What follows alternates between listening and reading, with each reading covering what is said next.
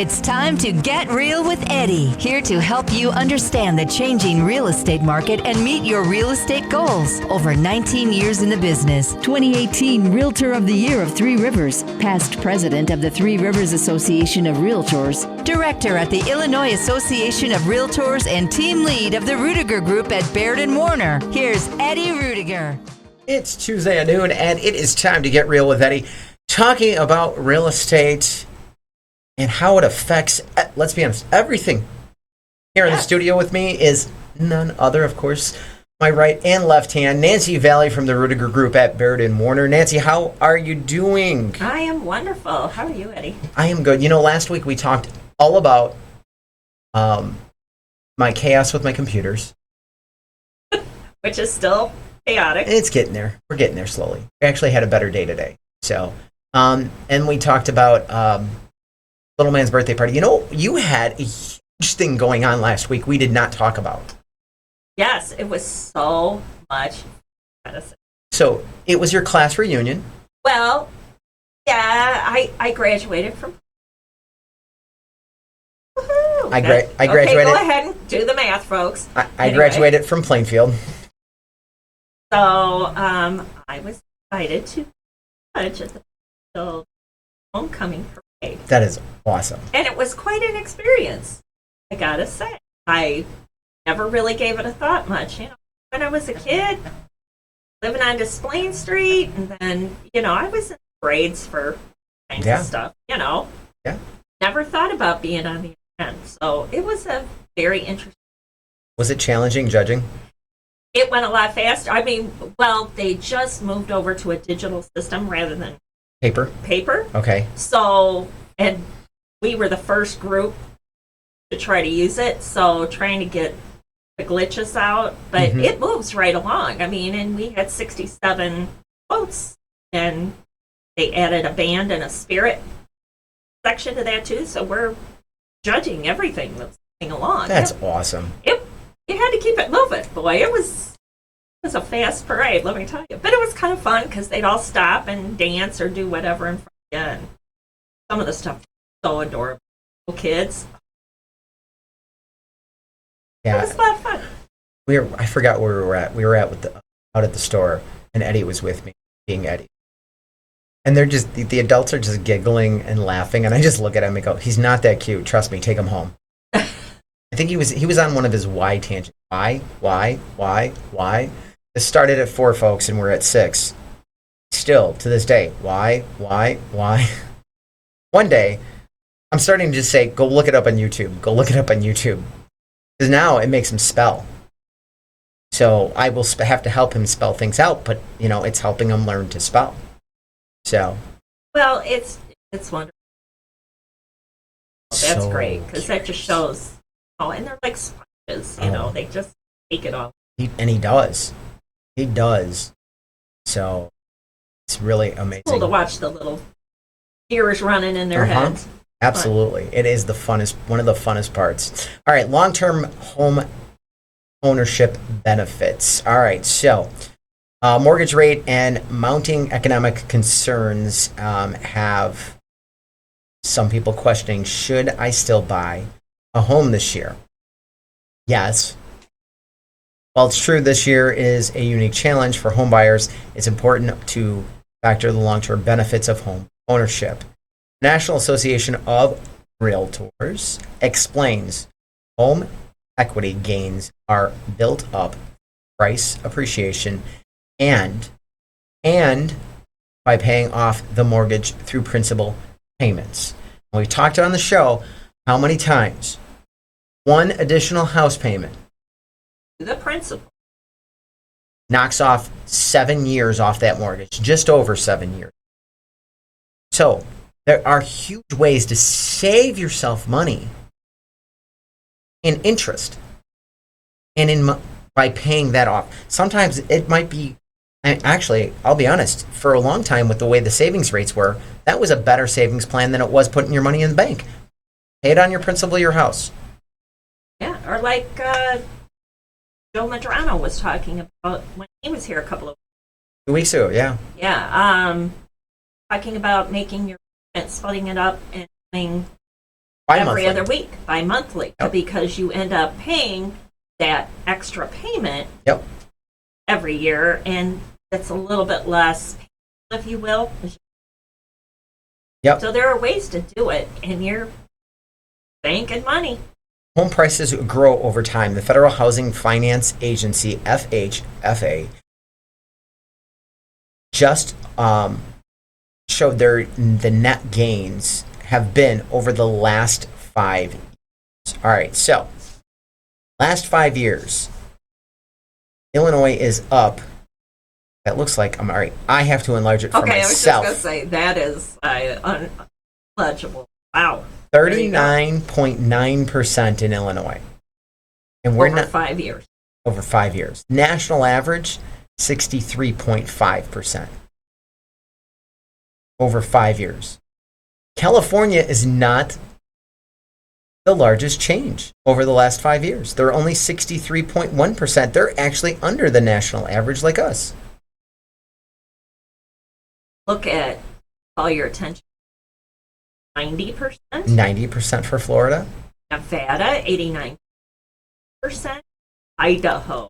Idaho looks to be the largest change in value. 128% in the last 5 years. Do you think the idea of having a pandemic and being around people, and that's how you catch it, might have encouraged people to move to Idaho? Well, not it, but the ability to work remotely has opened up a huge market that wouldn't necessarily be utilized. Well, and look at Montana. Montana's up 84.3%.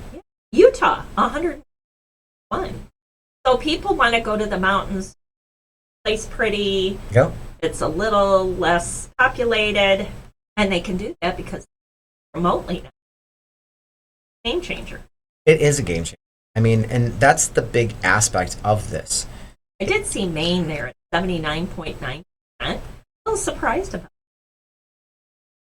Of course, people like the snow. They skiing. Yeah. All right. So now, home price change since 1991. Your home in Illinois since 1991 is up 166.7%. National average 290% since 19. California 319.1, Arizona 463.5.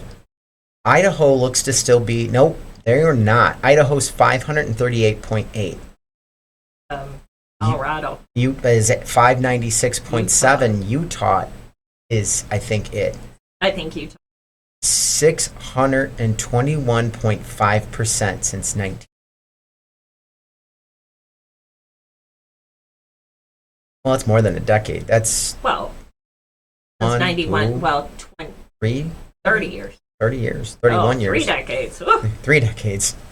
You're one of those that see 2000 and you still think it's 10 years ago, right? Okay, stop. Somewhere I lost 10 years. I understand. Hawaii isn't as high as I. No, only 269.1. Only. Well, that's over 30 years.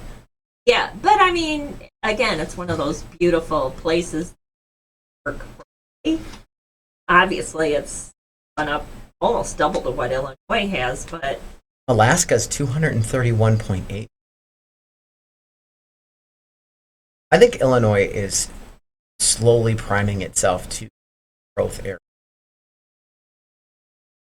I'm hoping. I'm really hoping. There's been a lot of things that they've done to be proactive Yes. with, a lot of the things in the market. The energy sector, they're working on the logistical sector, let's be honest. In our market, all everything's about legit. it's the warehouses, the logistics is really, really huge. So, all right, 2 questions every home buyer should ask themselves right now. All right. So, the senior economists and manager of economic research at Realtor.com says, while even 2 months ago, rate above 7% may have seemed unthinkable, at the current pace, we are expecting rates to surpass that level in the next 3 months. Oh. We've already been over 7%. Yeah. I think we're back down this week. I didn't look. I haven't checked Yeah. the last couple of days. It's been crazy. I haven't checked the last couple of days. So question number one you should be asking yourself: where do you think home prices are headed? Up. I would say up. Not quite at the same. Again, supply and demand. We still have the same problem. Yep. So the first is a consensus of what the experts are saying. If you are looking at what experts are projecting for home prices in 2023, they are forecasting home prices to appreciate about 2%.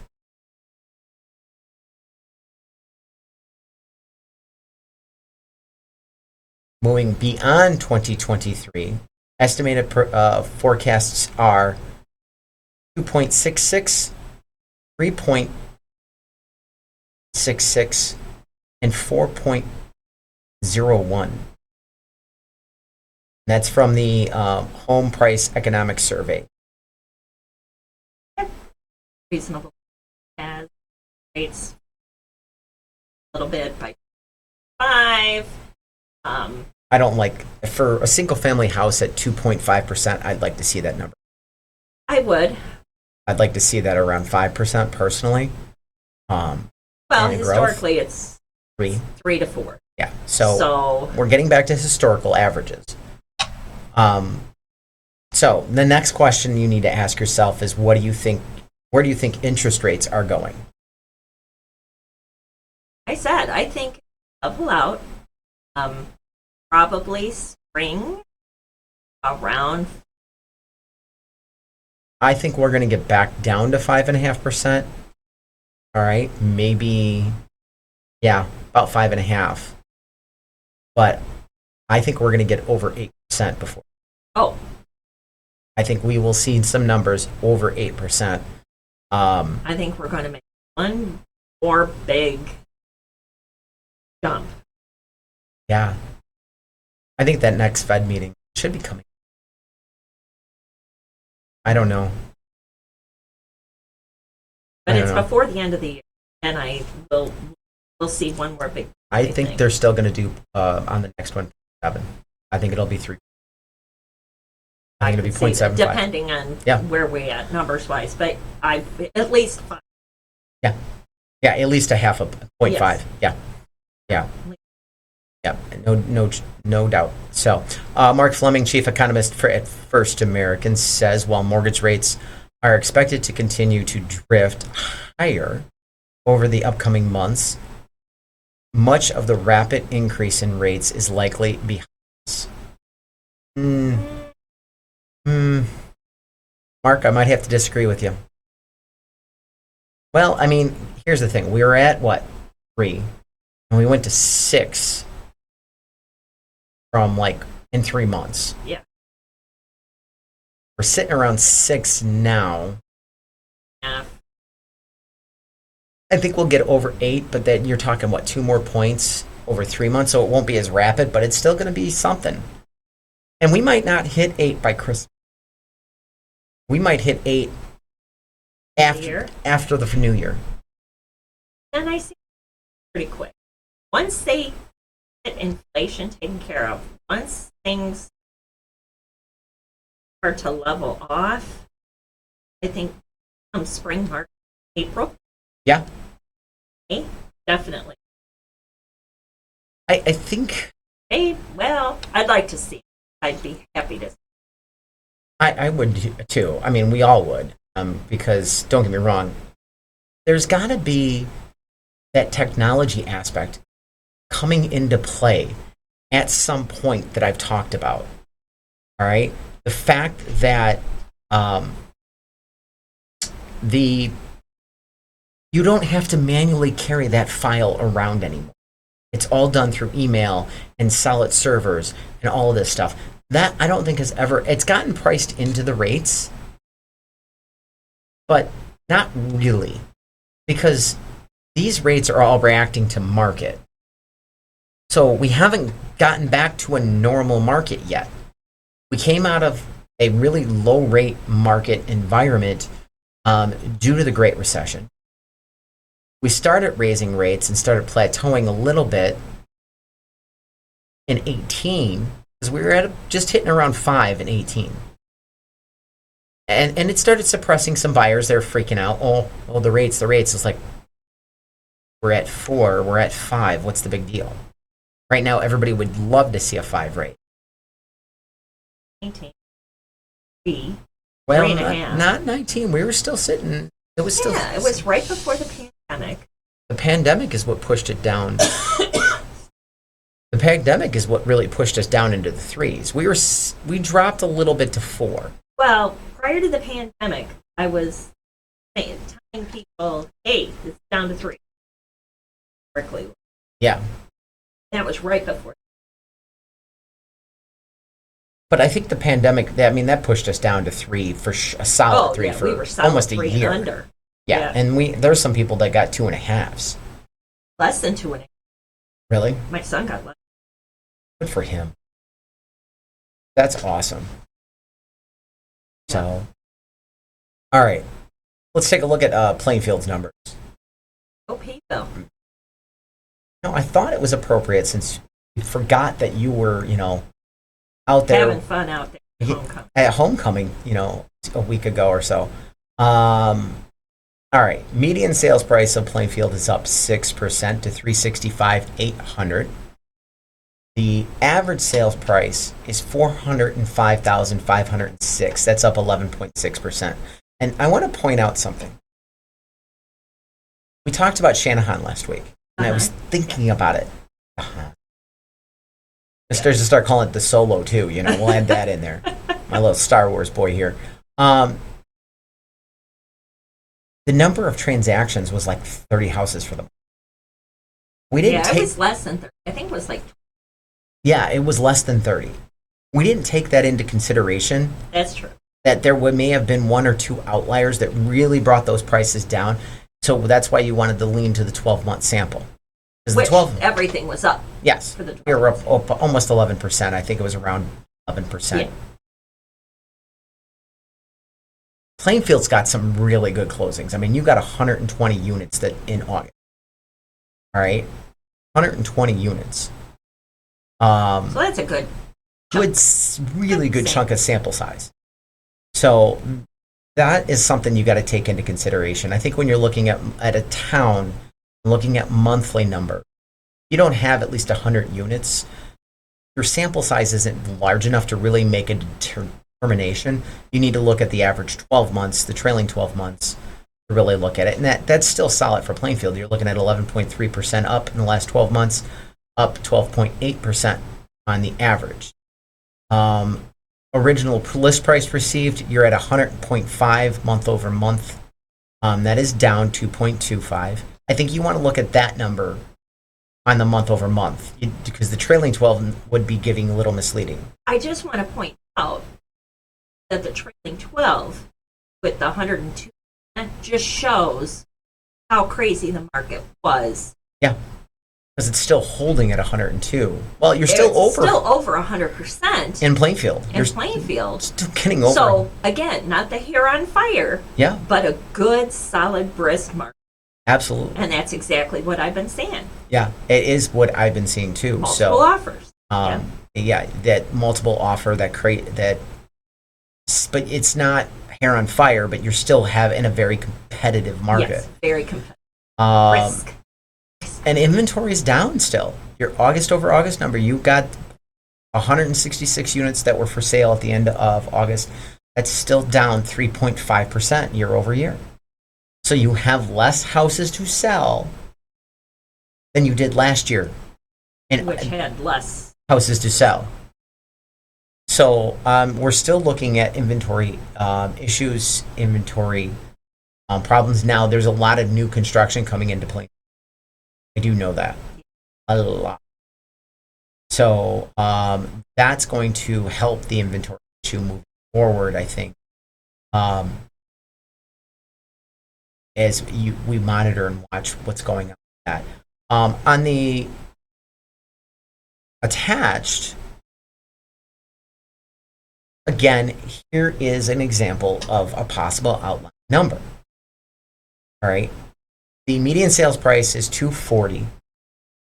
That's up 8.6%. The average sales price on a townhome duplex condo attached property, $265,826. That is up 20.7% year over year. But you only had 42 closings. That was down 16%. So would I look at that number wholeheartedly? No. I would go to the trailing 12 months because you have less than 100 units. And kind of, you got to kind of balance it with experience, where the average sales price there is $252,715, all right, for the trailing 12 months versus the $265,826 on the month over month for August. Now, the trailing 12 is up 16.8% versus the 20.7 the month over month is. So there is a slight difference, but there's definitely some heavy sales going on and people looking at duplexes, townhomes, condos in that marketplace to, look at that value. So that is pretty amazing, strong numbers coming out of Plainfield. And you've got a good value difference between a single family house. You're talking almost $140,000, $150,000, between the two units. That really makes it pretty amazing opportunities there when you have an affordability question. First, yeah. I mean, last week when we went off the show, I had a client calling me, bought a townhouse. Hey, Eddie, can you come on out? We're thinking of selling the townhouse and moving into a single family. It's the whole reason you buy a townhouse. It's better than renting. Biasing. Absolutely. All right. Let's take a break. All right. You're okay with that? Good. All right. When we get back from the break, how to prepare your house for sale this fall. All right. Let's keep it here with Get Real with Eddie.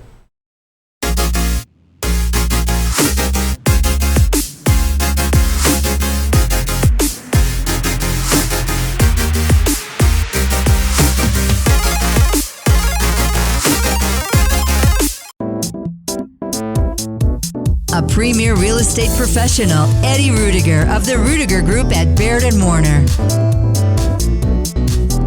Welcome back to Get Real with Eddie. Hey, if you got questions on the market, give Nancy a call. Nancy, what's the best number to reach you at?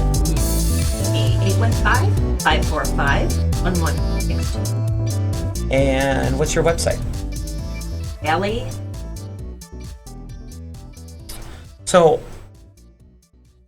some things to do to prepare your house to get ready to sell this fall. Number one, right out of the gate. Definitely. Well, they have it priced it right. I agree. Got to get it ready before you price. Well, Get it ready. I agree. But the list is just two things. It's price it right and keep it clean. Oh no, there's a third one here. And keep it clean. Help buyers feel at home. And we talked about that, I think, last week or the week Just before. Touched on it a little bit, Yeah. but again, it's the clean, deep clean, deep clean. So, our list for getting your house ready. All right, in order. First off, obviously, clean your house. Well, I would even go so far as to say declutter. 25 to 50% of what is in one room comes out. Preferably 50%. Yes. Well, it depends. Some people. Well, if you're kind of lean on the, Yeah.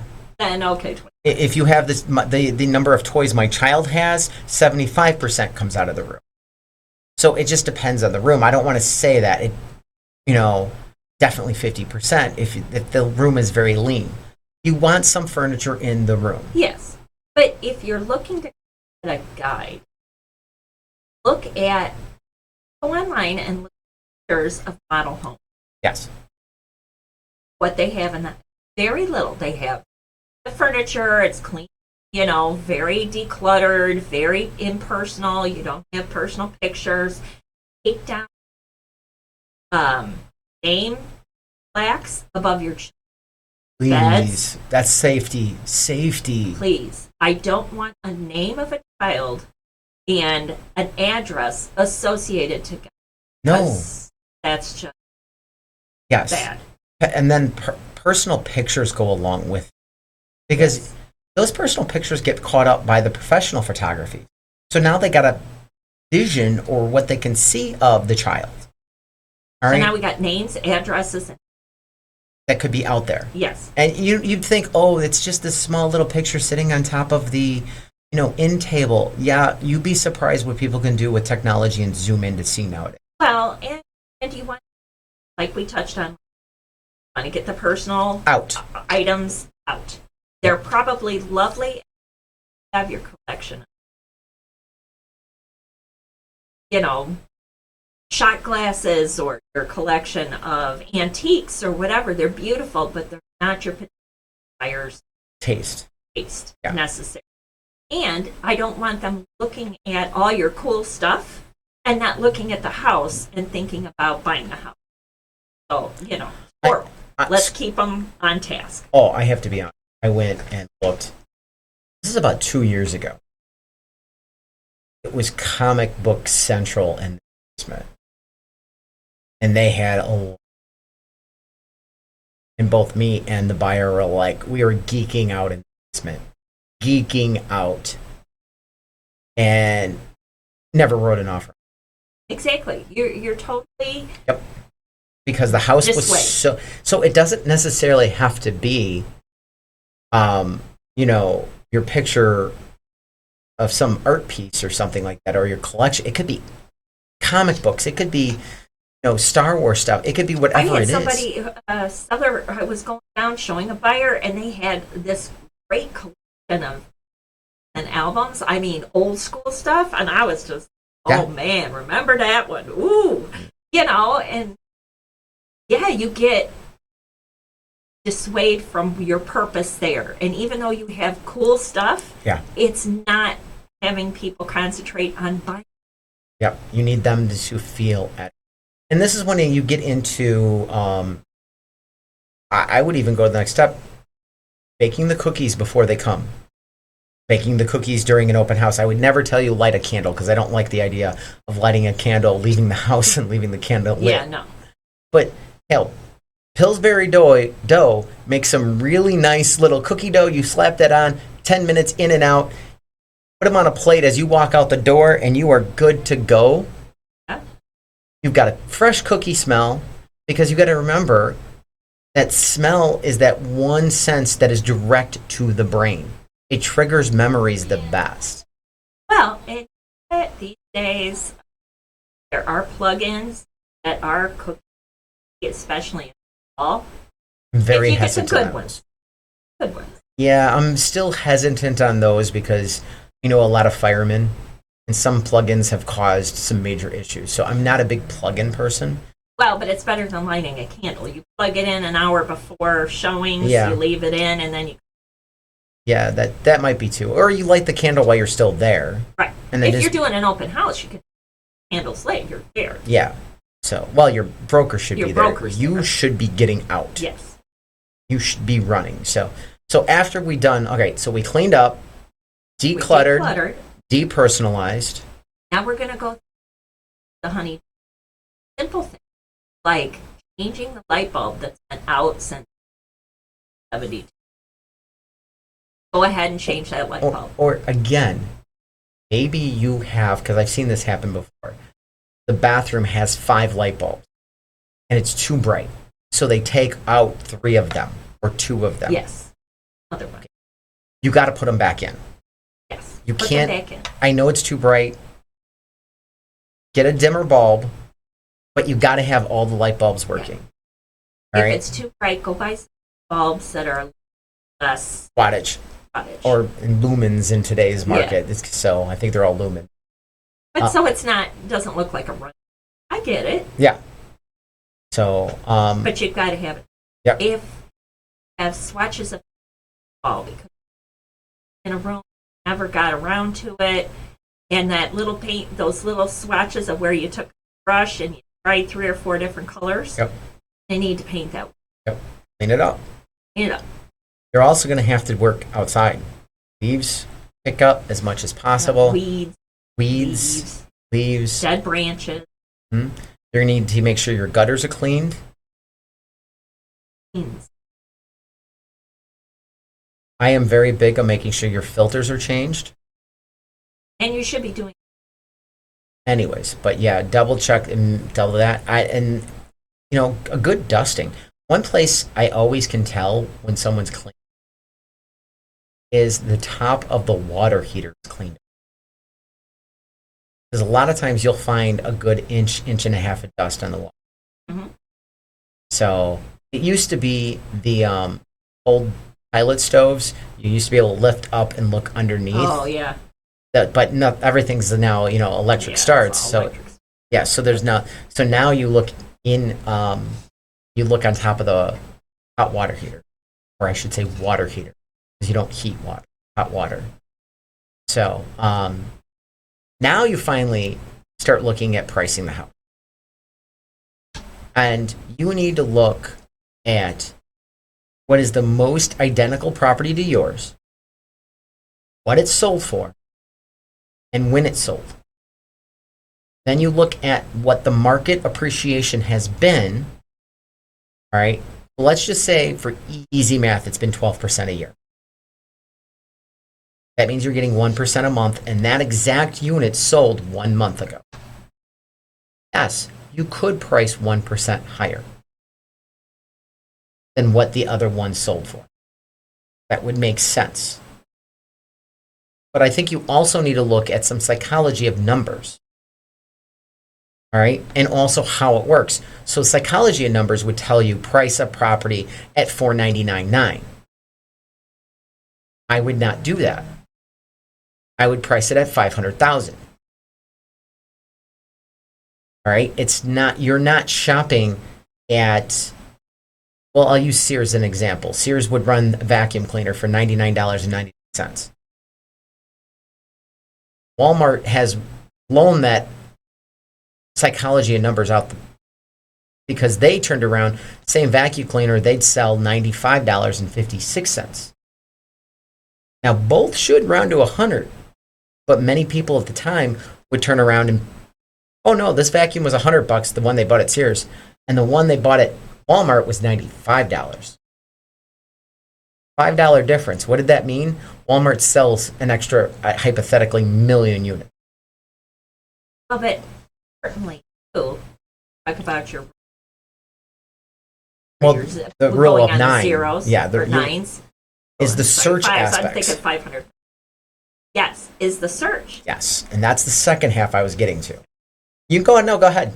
Okay. Swing on the search. Okay. Why is it important? That no. Because if you have 2 sets of buyers, let's say 500,000, you're pricing at 500,000.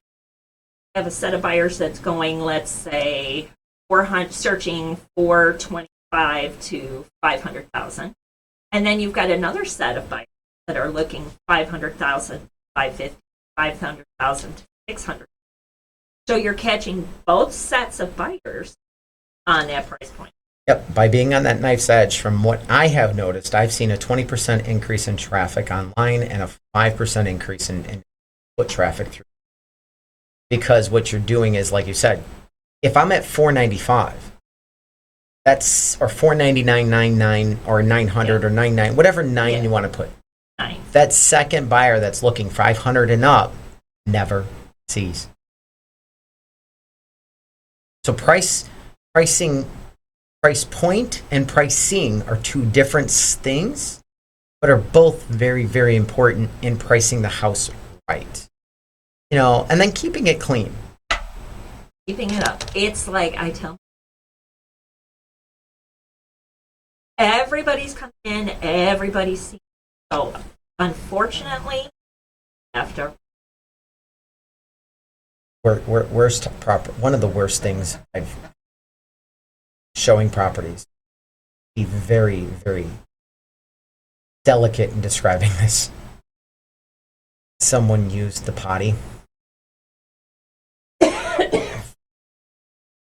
for big potty something. and didn't even flush. Oh,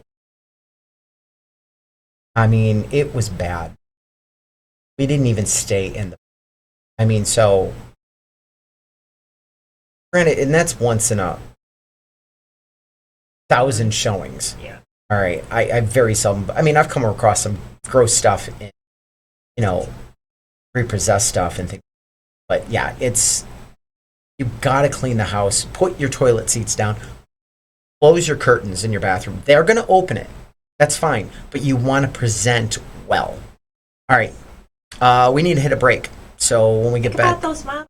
What do model houses yeah, do? exactly. That's the biggest thing is what about the models? Speaking of model houses, and speaking of looking at model houses, you should take a look, for examples, at 16048 South Long Common Lane in Plainfield. This is a ranch house in Creekside Crossing. The Matisse with an E elevation. It is a 3-car garage, 3-bedroom, 3-bath home. That's right, everything comes in threes. 42-inch cabinets, quartz countertops, and a 10-year structural warranty. So, if you got questions on that property, give me a call, 815-823-5478. Again, 815-823-5478. All right, when we get back from the break, the cost of waiting for mortgage rates to go down. Keep it here with Betty.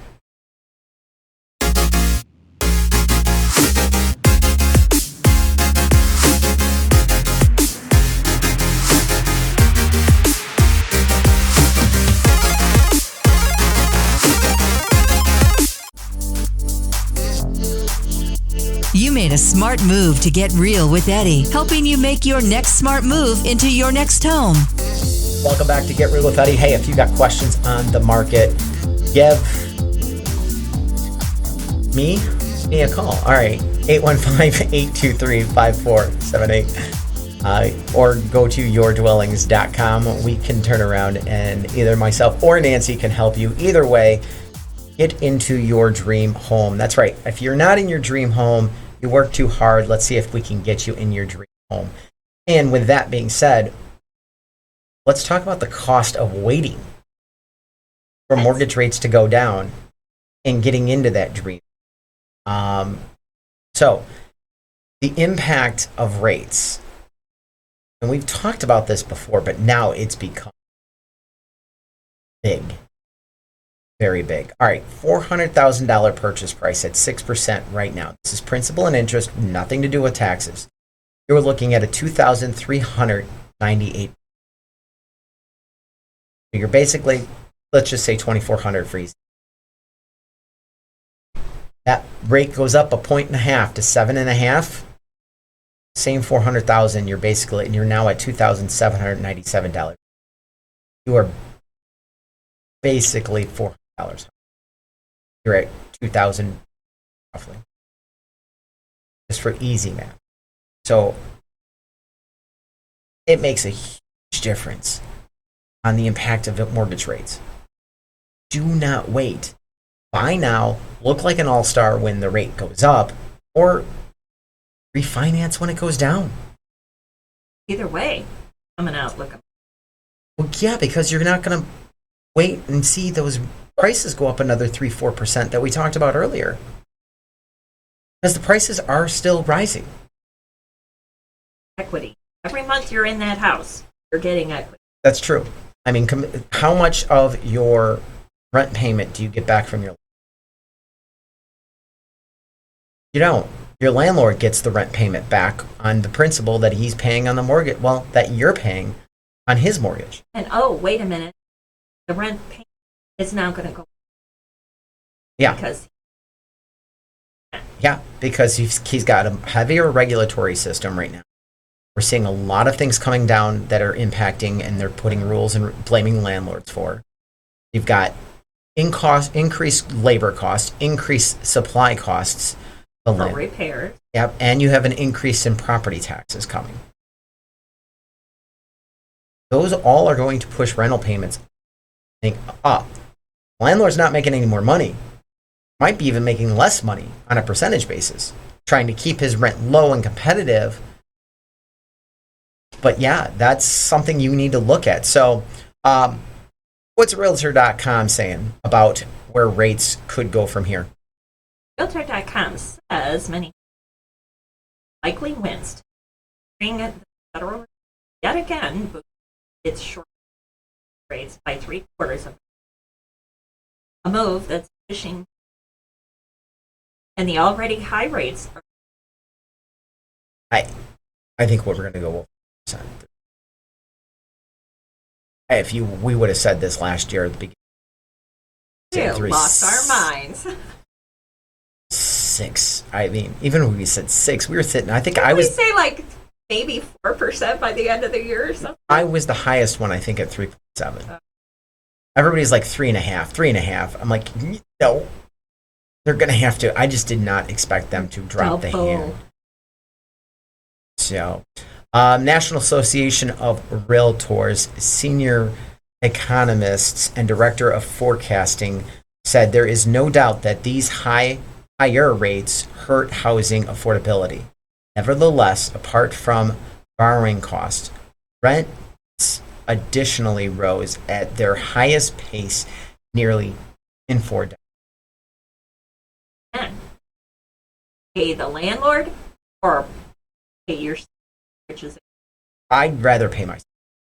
I mean, honestly, it's something that you just, when you're looking at what makes sense, and I mean, I'm working with a first-time home buyer right now, and it's not easy, folks. They're doing a lot of things to try to get themselves in a position to buy. I understand it's a lot of hard work. But look at everything. You're building equity for children do better in schools when you own the property. It gives them more stability. Communities do better because they have more of a stable and more roots-oriented culture in each individual community. It really is a win-win situation. That's not to say that, something's wrong with the 34 to 37, 38% of the American public that rents. There's reasons why people, I understand that, I get that.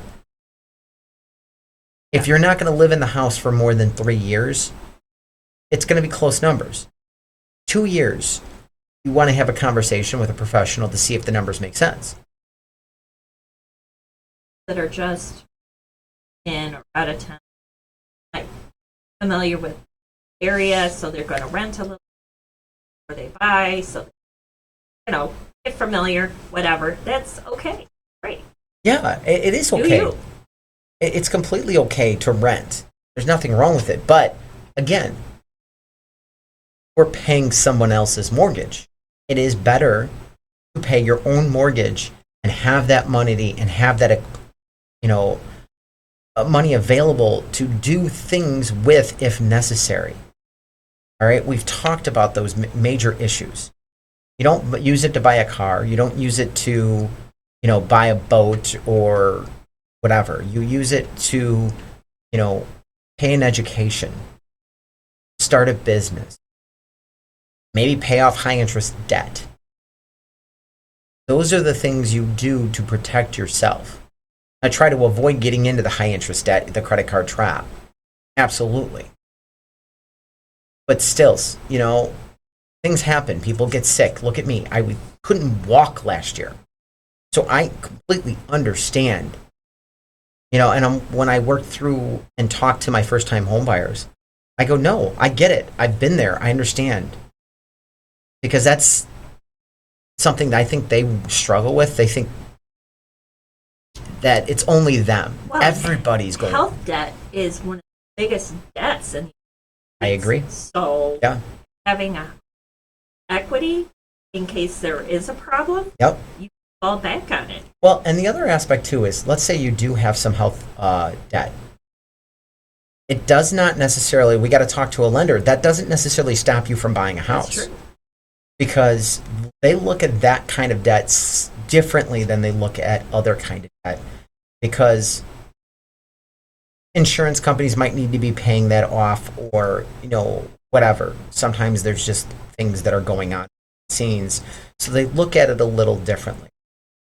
So, all right. Well, that wraps it up from GetRealWithEddie.com. Any big plans? Well, you just got back from Mexico, so you've got no big plans. Actually, yeah, I do. Dallas. You going to Dallas? For 4 days.